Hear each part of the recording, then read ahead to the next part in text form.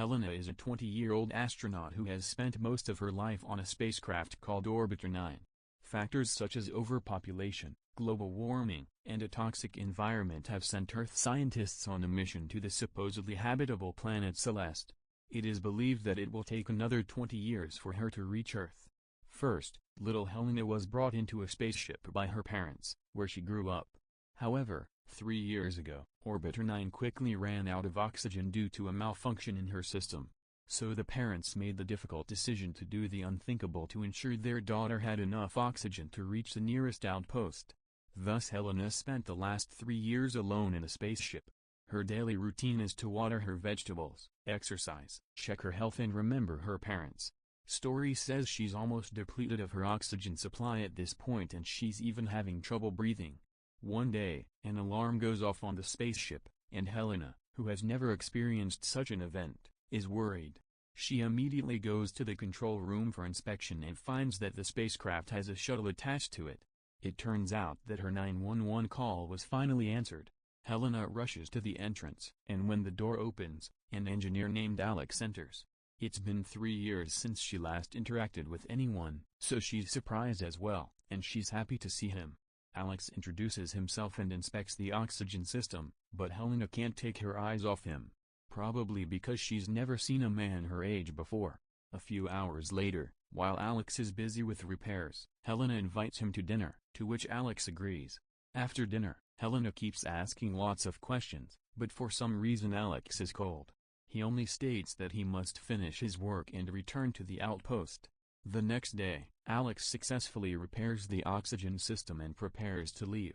That night, while he sleeps, Helena silently enters his room and sits over him.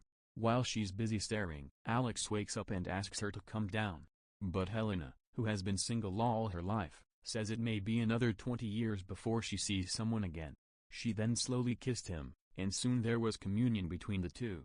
The next morning, Alex packs everything and leaves without properly saying goodbye to Helena. After exiting the spaceship, he enters a strange corridor and goes upstairs. Surprisingly, it emerges from a bunker-like place in the middle of the forest. Here we can see that Orbiter 9 is not a spacecraft after all, but that everything is set on Earth. In the next scene, Alex gets into a truck and drives through what appears to be a top-secret facility in the woods. You can clearly see that there are other bunkers like Helena and the whole operation is known as Project Orbiter. Soon after, Alex arrives at an entrance heavily guarded by military personnel. That night he went to the base and met with the project manager, Hugo. Hugo pulls out a tablet and shows Alex a statistic that actually shows that the orbiter has 10 of him. He argues that progress is good and, if things continue at this pace, Celeste could actually be launched within the next 20 years. Despite the good news, Alex is upset and concerned about the 10 subjects quarantined inside the orbiter. However, Hugo tells him that sacrificing 10 people for the sake of humanity is the right thing to do. That night, when Alex returns home, the news reports that 5 years have passed since the spacecraft Celeste crashed. On that fateful night, the spacecraft with a crew of 207 suffered a sudden mechanical failure shortly after leaving the surface. As a result, a serious accident occurred in which all the crew members died. The ship's chief engineer turns out to be none other than Alex himself.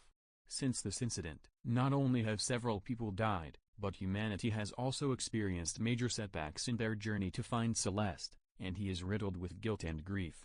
The next morning, Alex sees a therapist, Sylvia, using a very futuristic screen for the session. Thanks to this screen, people on both sides cannot see each other and even the original voices are distorted. All they see is a computer-controlled wolf that resembles facial movements. Unable to hide her melancholy, Alex reveals to her Sylvia the peculiarities of her work, explaining how sorry she feels towards the 10 subjects.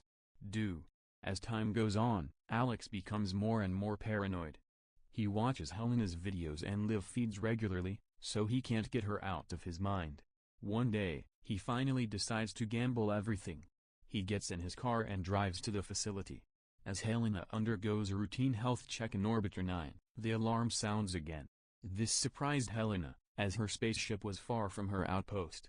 Soon the front door opens and a casually dressed Alex comes out. He immediately told her that they were not on a spaceship and had to flee, but Helena froze in fear and she said nothing. To prove his point, Alex pulls out a hidden camera and a microchip implanted to track Helena's vitals. He also said he was doing this for her safety. Helena is still in disbelief, but she has a crush on Alex, so she agrees to go with him. Before leaving, Alex hacks into the camera feed and uploads old recordings of Helena so no one will suspect her escape. The two then exit Orbiter 9. When Helena came out of the bunker, she felt the sunlight and the natural air for the first time, which made her momentarily dizzy and difficult to walk. Alex then hides her in his truck and manages to get her through immigration. He then comes over the hill and reveals all about the Orbiter plan and how it came to be.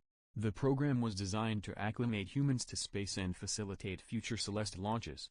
He also informs Helena that her parents are still alive, but he refuses when she expresses a desire to see them. It turns out that her parents are also involved in this project. Not long after, the two arrive at Alex's house, and Helena is surprised to see ordinary appliances. She also experienced rain for the first time and was delighted. The next day, Alex visits Sylvia and informs her of his actions. Worried about her client's safety, Sylvia reveals her true self to Alex and promises to help her if anything goes wrong. That night, Alex goes out with Helena and takes her to the city. He treats her to various meals, which she has never experienced in her solitude.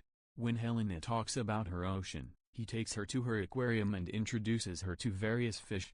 The next morning, Alex takes Helena to his personal office, where he sets up a number of computers. He explains that he monitors the orbiters from there and tracks their progress. Clearly distressed by the invasion of her privacy, Helena asks Alex how she was able to engage in such inhumane acts, to which Alex replies that it is for the betterment of humanity. Orbiter he could easily send a real spacecraft to Celeste in a few years with all the data and statistics from the project. In the next scene, Alex takes Helena to a nightclub and introduces her to her friends. Story one of them, Dr. Xiao, is a famous doctor. He asks Helena where her hometown is, but before she can answer, Alex diverts her with an excuse. He wants to keep Helena's girlfriend's identity a secret at all costs. Sometime later, the group discusses the implications of the Orbiter project and how it will serve humanity in the long run. Alex believes progress is a good thing, but Dr. Xiao argues that people should focus on making Earth a better place instead of finding new planets. One day, Alex notices a rash on Helena's back and takes her to a friend. Upon superficially examining Dr. Xiao noticed that her skin was extremely sensitive, as if it had never been in the sun. He then sends her for a thorough investigation and questions her Alex about her true identity. Xiao suspects he has something to do with the Orbiter project, and Alex finally reveals it. That night, Helena enters his room while Alex is away and she begins going through his files. In one of these files she made a shocking discovery. As it turned out, she was not a descendant, but just a clone. She then flips through her few pages and finds the address of her surrogate parents. Devastated by that fact and the fact that Alex lied, she packs her things and heads out to find her parents. Alex then comes home and finds out that Helena has learned the truth about her genetics. He is clearly upset but can do nothing to find her. Elsewhere, Helena finds her parents and she confronts them for abandoning her.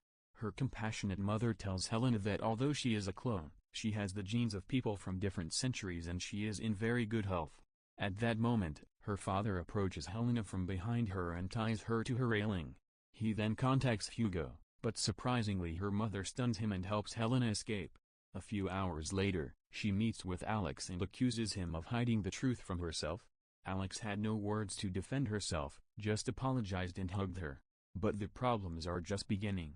Realizing that Hugo and his friends have gotten word of the breakout, Alex and Helena pack up and leave. The next day, Hugo met with the main promoter of the Orbiter project.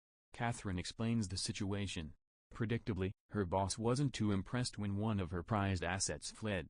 When Hugo asks for her solution, Catherine orders Helena to be found and killed.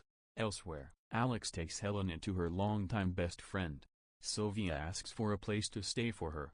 Being her friendly lady, Sylvia gladly accepted her offer, but before she could escort her out, she heard a knock on the door. Outside she finds Hugo and two armed soldiers looking for Helena. It turns out that he searched Alex's apartment and found Sylvia's business card there.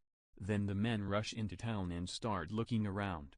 They soon arrive at one of the therapy booths, unaware that a couple is on the other side. Hugo orders Sylvia to activate the screen, and as soon as she does, Alex and Helena freeze in her place. They don't even blink, because then the wolf sim will also move and blow the cover off. This situation lasts for a while, and when Sylvia refuses to hand over the couple, she is shot dead by one of the soldiers. The couple on the other side are horrified by this and quickly run away. A heavy chase on the rooftops then follows, during which the two manage to stay one step ahead of the bad guys. But at some point you reach a dead end and get stuck. With no other options left, Alex suggests jumping onto another patio. He acted first, but when Helena's turn came she was frozen in fear and was eventually arrested. Alex can only watch as Hugo and his men take her away. That night, a distraught Alex goes to the same nightclub and approaches his friend. Xiao also appears to have been beaten by Hugo and his men. Xiao expresses his concern for Alex and mentions that Helena's test results have been made public. Unfortunately, she cannot remain in this environment and she must return to Orbiter 9 immediately. The truth shocked Alex, but he came up with an idea. Meanwhile, Hugo approaches Catherine and asks if Helena can be put back into the Orbiter plan. But she refuses, saying it will cost her a lot of money. And she ordered him to get rid of Helena immediately so that the news would not spread to others. Following his instructions, Hugo begins preparations for euthanasia. But before they can finish it all, Alex appears in front of the building and offers Hugo a deal. He had already decided to kill Helena, but called Alex out of her friendship. Without wasting her time, Alex told Helena that she was pregnant with her own child. That child could be very important to her project. He then offers to bring Helena back to the Orbiter with him so they can raise their children in this environment. This creates the perfect astronaut who can lead a real spaceship to Celeste 20 years from now. Surprisingly, Hugo liked the idea and allowed the couple back into the Orbiter. 20 years pass in the last scene. In front of Orbiter 9, an old Hugo waits for a girl, presumably Alex and Helena's daughter, to emerge from the bunker. She smiled at someone behind her, she stared at the sky. The film ends with the sound of a spacecraft being readied for Celeste's launch, indicating a successful experiment. Conclusion: in the conclusion of the story, Alex and Helena manage to evade their pursuers and return to Orbiter 9. They make a deal with Hugo to raise their child within the Orbiter's controlled environment, with the goal of producing a perfect astronaut for future space missions. As the years pass, an older Hugo waits for their daughter to emerge from the bunker, hinting at the success of their experiment and the possibility of a successful launch to Celeste. Thanks again from Movies Recapped. If you enjoyed this intricate and suspenseful storyline, don't forget to hit the like button and subscribe for more captivating narratives and engaging content.